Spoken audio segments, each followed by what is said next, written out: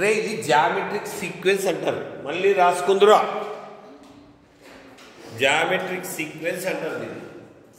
ఇది ఇంపార్టెంట్. ఇది క్వశ్చన్ ఏమంటాడంటే, మీరు ఏదైనా సింబల్ ఉంటే ఇక్కడ బాగా గుర్తుపెట్టు. Discuss the nature of sequence r power n అంటారు. ఇక్కడ r value -1 less than r less than or equal to 1.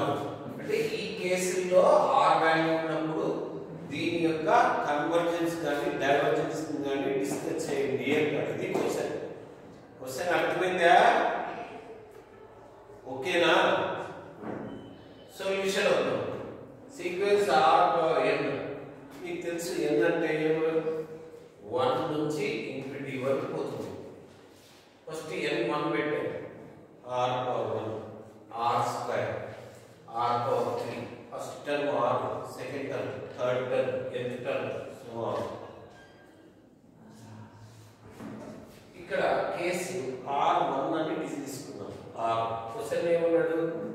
r -1 +1 మధ్య ఉన్నప్పుడు డిస్కస్ చేయండి, 1 కి ఈక్వల్ అయినప్పుడు డిస్కస్ చేయండి అన్నాడు. కాబట్టి r1 తీసుకున్నాం. బోత్ సైడ్స్ పవర్ n తీసుకున్నాం. r పవర్ n ఏమవుతుంది? 1 అవుతుంది. అంటే r 1 అయితే ఇవన్నీ 1 అయితే అవునా? 1 అవుతుంది, ఈక్వల్ టు 1. కాన్స్టెంట్ సీక్వెన్స్ అంటారు. దాంట్లో ఒకే ఒక ఎలిమెంట్ ఉంటుంది 1. It converges to 1. అర్థమైంది? ఎలా చెప్పండి? కన్వర్జెస్ టు 1 అని ఎలా చెప్తాము? r పవర్ n 1 అయింది. Limit n tends to infinity r power n apply చేస్తే 1 లో n లేదు కదా, 1 constant. Limit n tends to infinity 1 వచ్చి 1 కి ఈక్వల్ అవుతుంది.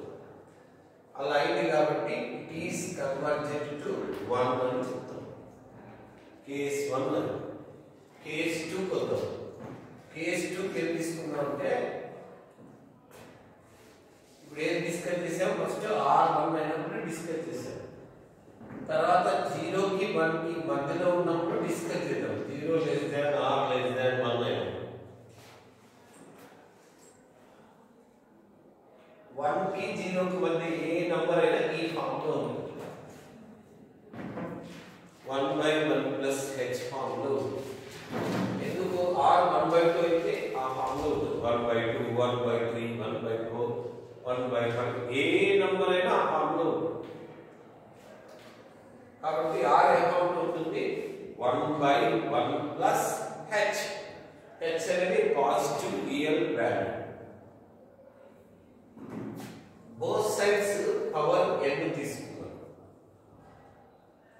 1/1 plus h whole power n. Binomial theorem apply చేద్దాం. బైనామియల్ థీరం అప్లై చేస్తే మీకు తెలుసు, బైనామియల్ థీరం నుంచి 1 plus x whole power n apply అయ్యి 1 plus nx nh plus n into n minus 1 by 2 factorial into x square, x బదులు h square plus so on plus x power n h power n. Any doubt?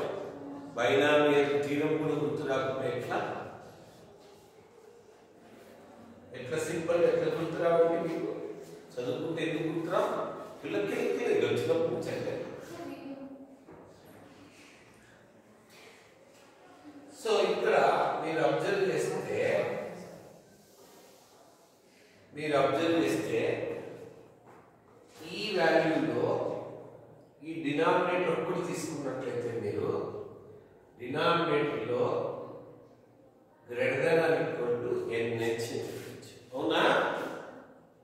Denominator లో ఒక part కదా nh. 1 by denominator తీసుకున్నట్లయితే reverse sign అనేది less than or equal to 1 by nh. Any doubt? ఇది doubt ఉన్న వాళ్ళు ఇలా రాసుకోండి. సింపుల్ ఏమని రాస్తారు? Since 1 plus nh plus n into n minus 1 by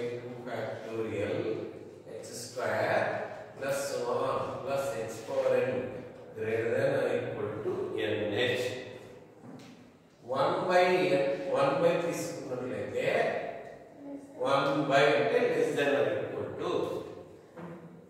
Any doubt? So ఇక్కడ r అనేది దేనికన్నా ఎక్కువ ఉంది, 0 కన్నా ఎక్కువ ఉంది. r greater than 0 అన్నమాట, 0 less than r. Power n తీసుకున్నట్లయితే 0 power n 0 less than r power n. So r power n అనేది 0 కన్నా పెద్దది, 1/nh కన్నా చిన్నది. అవునా? Any doubt?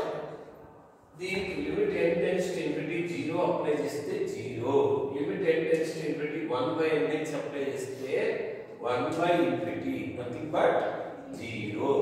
సో ఇది 0 ఇది 0 అయితే బై డిఎల్ఎంబర్స్ టెస్ట్ దీని వాల్యూ కూడా ఏమవుతుందండి, 0. Limit n tends to infinity r n is equal to 0. Sequence r power n is convergent to 0. Any doubt? Any doubt? Next case 3 కొద్దాం. ఇక్కడ మనం ఆలోచిస్తే ఎన్ని కేసులు డిస్కస్ చేయమన్నాడు, రెడ్ వచ్చా మొదలు పెట్టి నీ బుద్ధి పోయించుకున్నావు కదా.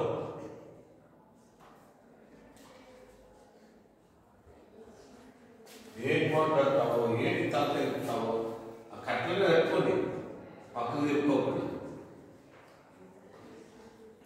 -1 less than or equal to r less than or equal to 1 condition. దాని ప్రకారం ఏమి -1 0 1. ఇప్పుడు మనం ఇక్కడంతా డిస్కస్ చేసాం, 0 less than r less than 1 r 1 అయ్యాం. r 0 కి డిస్కస్ చేద్దాం.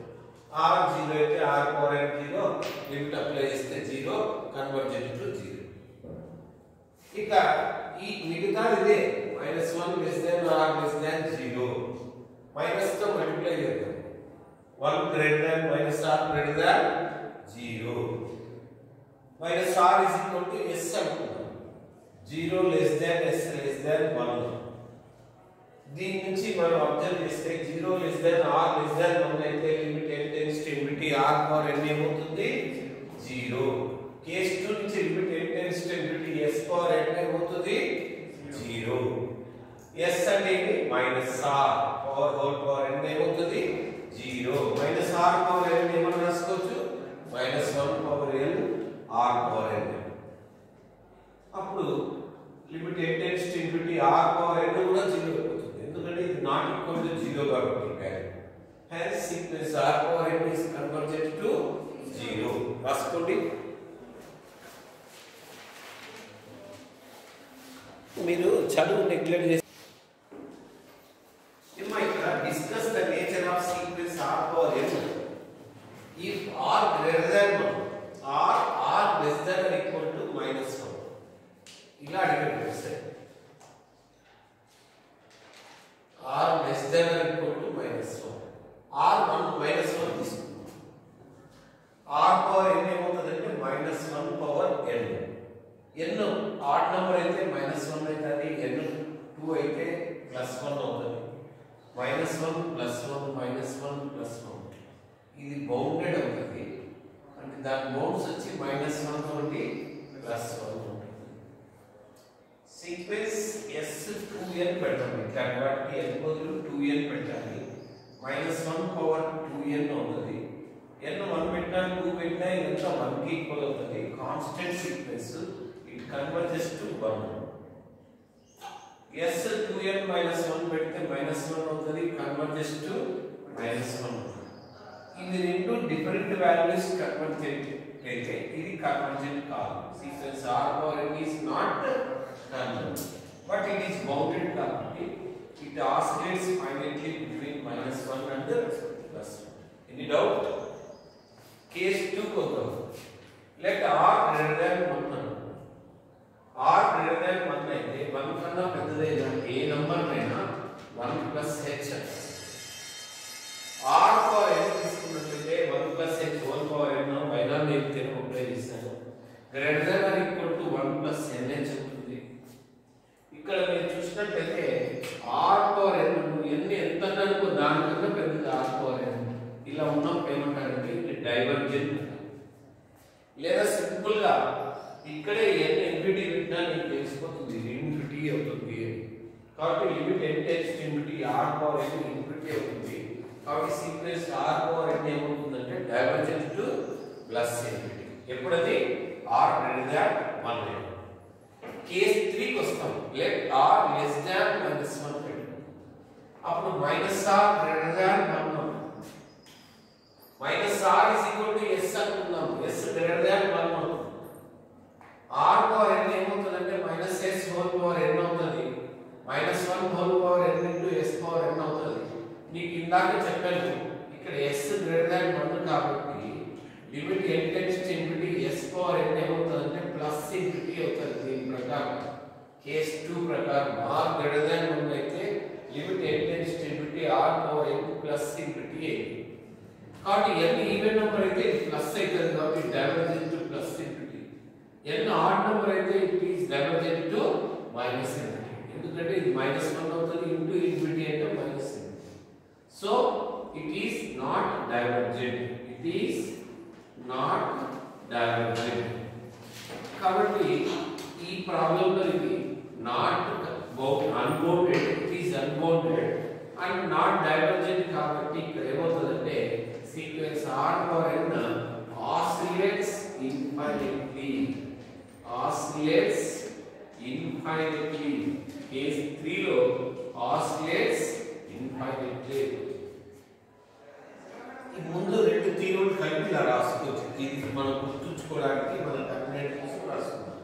-1 లెస్ దాన్ r లెస్ దాన్ 1 అయితే limit n tends to infinity r power n 0 అవుతుంది. Sequence r power n convergence to 0 అయిపోతుంది.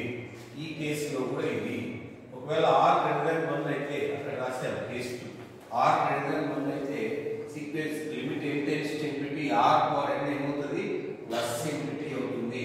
Sequence r power n is divergent to plus infinity. అక్కడ plus ప్రాపర్టీగా మీకు గుర్తుంటుంది. దీనిలో first important, second double star. ఇది double star, ముందుది triple star. ముందుది ఖచ్చితంగా